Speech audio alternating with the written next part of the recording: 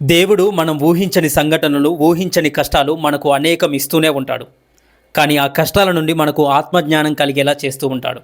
ఇదంతా ఎందుకు చెప్తున్నానంటే, ఒక యథార్థ సంఘటన గురించి మీ అందరికీ ఇప్పుడు చెప్పబోతున్నాను. ఈ వీడియో చాలా ఇంట్రెస్టింగ్గా ఉంటుంది. తప్పకుండా ఈ వీడియోని చూడండి. ఈ కథ చాలామందికి తెలిసే ఉంటుంది. ఈ వీడియో మీద నేను చాలా షార్ట్ వీడియోస్ చేశాను. కానీ చాలామంది షార్ట్ వీడియోస్లో ఈ స్టోరీ మాకు అర్థం కాలేదని నాకు కమెంట్ చేశారు.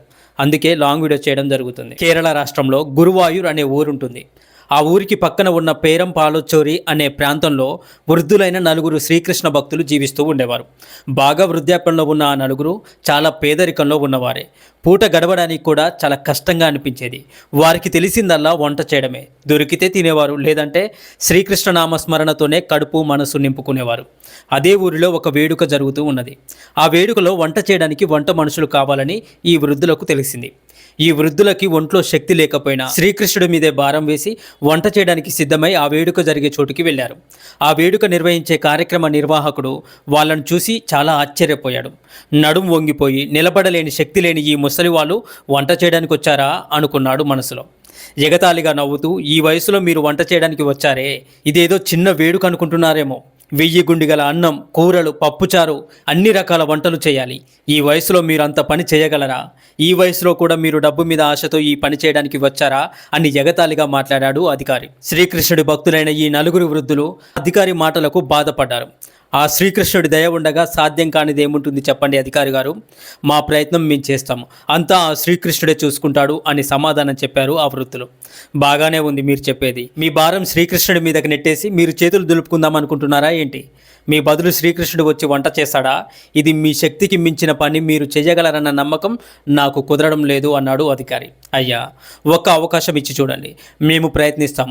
ఇదివరకు ఎన్నో సంవత్సరాలలో లక్షలాది మందికి వంట చేసిన అనుభవం మాకున్నది అన్నారు వృద్ధులు. సరే చూస్తాను, ఏమైనా తేడా వచ్చిందంటే ముసలి వాళ్ళని కూడా చూడను, జాగ్రత్త అన్నాడు అధికారి. ఓ గురువాయూరప్ప, నీ అనుగ్రహం ఉంటే గడ్డిపోచలతో మదగజాలను కూడా కట్టివేయవచ్చు. దేనినైనా సాధించే శక్తి నీ నామాన్ని ఉచ్చరించగానే కలుగుతుంది ప్రభు. మీ మీదే మేము భారం వేశాం, మమ్మల్ని నీవే కాపాడాలి కృష్ణ అనుకుంటూ వారు వాళ్ళ ఇళ్లకు వెళ్ళిపోయారు. మరునాడు ఉదయం తెల్లవారుజామునే 3 గంటలకు నిద్రలేచి పక్కనే ఉన్న చెరువులో స్నానానికి వెళ్లారు ఆ నలుగురు వృద్ధులు. అప్పుడు వారికి అంతకుముందే పరిచయం ఉన్న నాగోరి అనే బాలుడు ఆ చెరువులో ముఖం కడుక్కుంటూ కనిపించాడు. వాళ్ళు ఆశ్చర్యంతో, నాగోరి, నీవు ఎప్పుడొచ్చావు ఇక్కడికి అని అడిగారు. అప్పుడు ఆ బాలుడు, నిన్న రాత్రి మీరు ఇక్కడ వంట పనికి వచ్చారని నాకు తెలిసింది. వృద్ధులైన మీకు కాస్త సహాయం చేయడానికి నేను ఇక్కడికి వచ్చాను అని చెప్పాడు నాగోరి. ఆ నలుగురికి చాలా సంతోషం కలిగింది. అందరూ స్నానాలు ముగించుకొని బయలుదేరారు. వంట పని మొదలుపెట్టారు. ఆ నలుగురు వృద్ధులు ఏదో కొంచెం సహాయం చేశారు, కానీ ఆ బాలుడే వంట మొత్తాన్ని చకచక పూర్తి చేశాడు. ఉదయం 9 గంటలకల్లా వంట మొత్తం పూర్తి చేసి దేవుడి నైవేద్యం కోసం పొంగలి, పులిహోర, అన్ని రకాల వంటలు సిద్ధం చేసి ఉంచారు. అందరూ ఆశ్చర్యపోయారు. వాళ్ళని చూసి ఎగతాళిగా మాట్లాడిన కార్యక్రమ నిర్వాహకుడు కూడా ఆశ్చర్యపోయి వారి యొక్క శక్తియుక్తులను తక్కువగా అంచనా వేసి చులకనగా మాట్లాడినందుకు పశ్చాత్తాపడి వెంటనే ఆ అధికారి వృద్ధులకు క్షమాపణలు చెప్పి ఆ నలుగురికి శ్రీకృష్ణ భక్తులకు ఘనంగా సత్కారం చేసి పొగిడి ఇవ్వవలసిన దానికన్నా ఎక్కువ డబ్బులే ఇచ్చేశాడు. వారికి వంట చేయడంలో సహాయం చేసిన నాగోరి గురించి ఆ అధికారికి తెలియదు. వృద్ధులకు సత్కారం జరుగుతుండగా, నేను త్వరగా గురువాయూరు వెళ్ళాలి, నా కోసం అక్కడ ఎంతో మంది వేచి ఉన్నారు అని చెప్పి నాగోరి భోజనం కూడా చేయకుండానే అక్కడ నుండి వెళ్ళిపోయాడు ఆ బాలుడు. ఆ నలుగురు భక్తులు భోజనం చేసి గురువాయూరు వెళ్ళారు. వాళ్ళు ఎంతో ఆనందంతో ఎంతో సహాయం చేసిన నాగోరి అనే బాలుడి గురించి పూర్తిగా మర్చిపోయారు వృద్ధులు. గురువాయూరులో దర్శనం చేసుకొని వాళ్ళు నలుగురు వాళ్ళ సొంత ఊరికి వెళ్ళిపోయారు. ఆ రోజు రాత్రి నలుగురికి ఒకే కల వచ్చింది.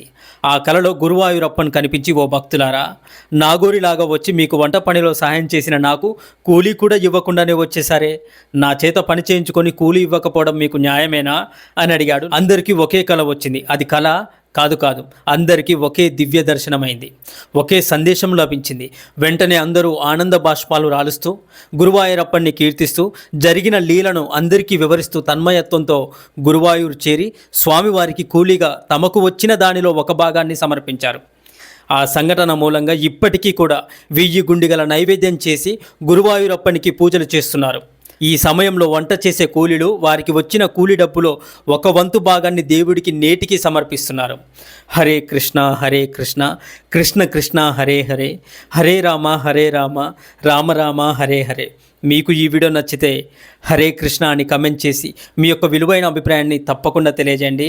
నాదొక చిన్న రిక్వెస్ట్, తప్పకుండా ఈ వీడియోని లైక్ చేసి ఖచ్చితంగా మీ యొక్క అభిప్రాయాన్ని తెలియజేయండి. మరెన్నో వీడియోస్ కోసం మన ఛానల్ని ఇప్పుడే సబ్స్క్రైబ్ చేసుకోండి. సర్వం శ్రీకృష్ణార్పణమస్తు.